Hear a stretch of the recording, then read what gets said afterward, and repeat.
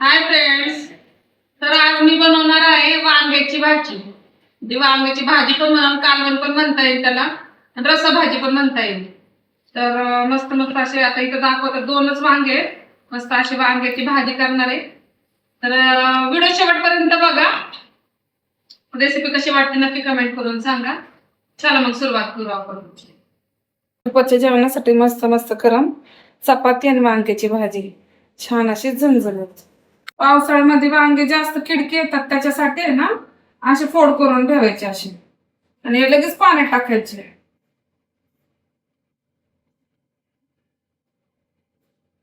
सगळे वांगे असे कट करून घ्यायचे.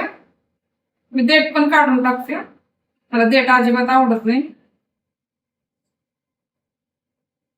अशा आतमध्ये चांगले आहेत का सगळे बघायचे, आणि हे पाण्यात टाकायचे. पाण्यात टाकले की काळे पडत नाही, त्यासाठी आपण कसं सगळे वांगे चांगले आहेत. सगळे वांगे कट करून घ्यायचे आता.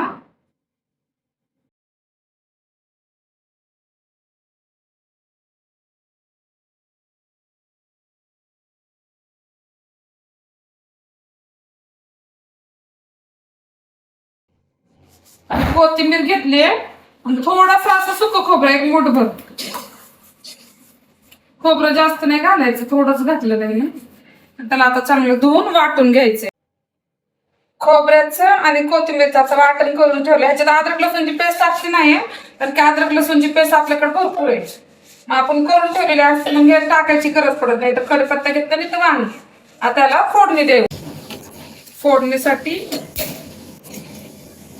मस्त असा टोप ठेवलाय.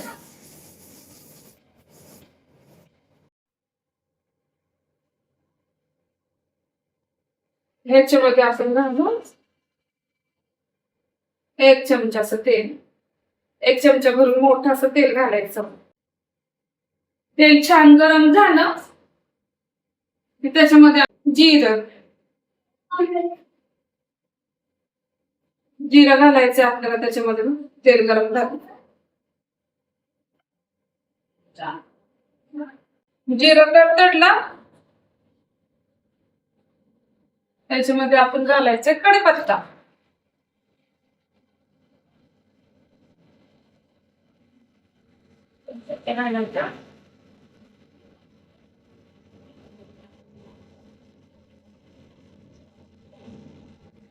कढीपत्त्यानंतर आपण याच्यामध्ये घालायचे अद्रक लसूणची पेस्ट.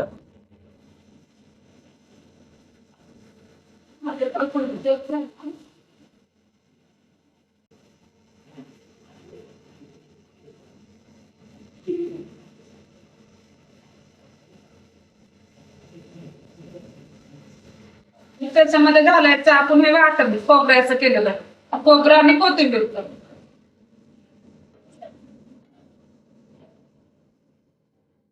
खोबरं आणि कोथिंबीरचं वाटण घालायचं आता ह्याच्यामध्ये, आणि मस्त हलवून घ्यायचे 5 मिनिटं.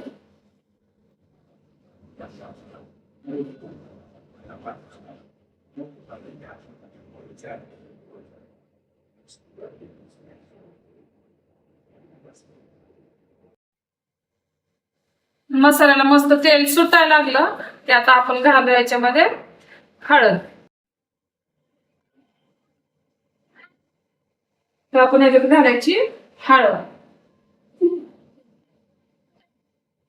मीठ घालायचे आपल्या आवडीनुसार. मीठ घालायचे म्हणजे जेवढं तुम्हाला पाहिजे तेवढं. माझ्या हिशोबाने मी मीठ टाकते इथं.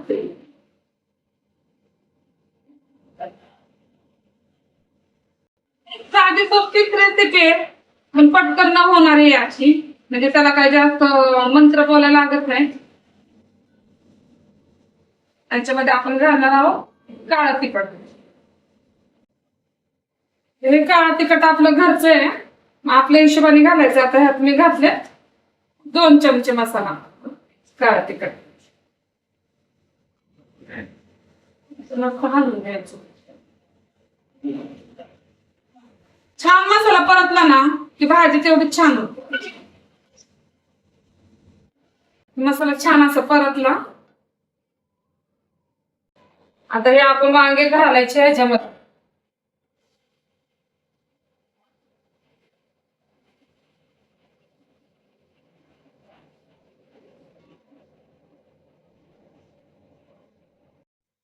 वांगी अशी टाकले ना 5 मिनिटं परतायचे, गॅस जरा मिडियम करून. खाली मसाला पण लागायला नव्हतं. भात पण एवढं छान सुटलंय ना, वांगी परतायला लागल्यावर.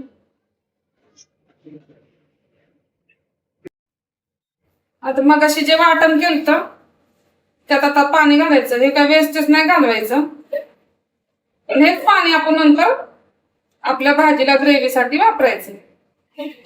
मस्त असं भांड हे करून घेतलंय, कारण त्याला खूप जास्त मसाला आहे. मसाल्याचं पाणी याच्यात ओतून द्यायचं.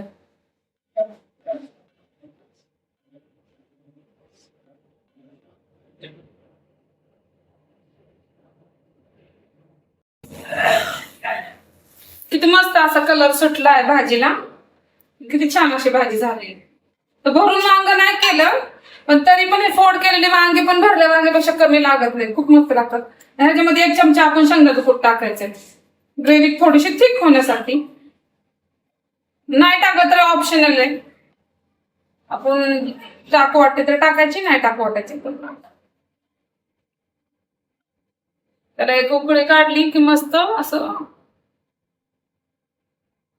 एक उकळी काढली की छान अशी वांगे तयार होतात, वांग्याची भाजी.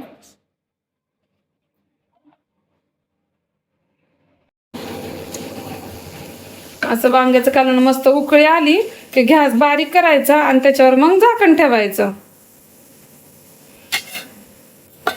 झाकण ठेवून 10-15 मिनिटं शिजवायचं. तर भाजी पण आपली मस्त शिजलेली आहे, तुम्ही पाहू शकता. गॅस बंद करायचा आहे.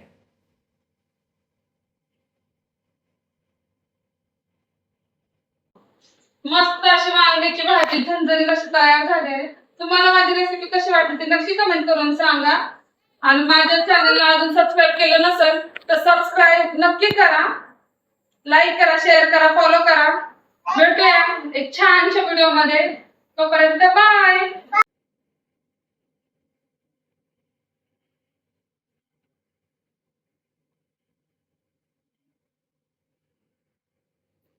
मस्त अशी झणझणीत वांग्याची भाजी.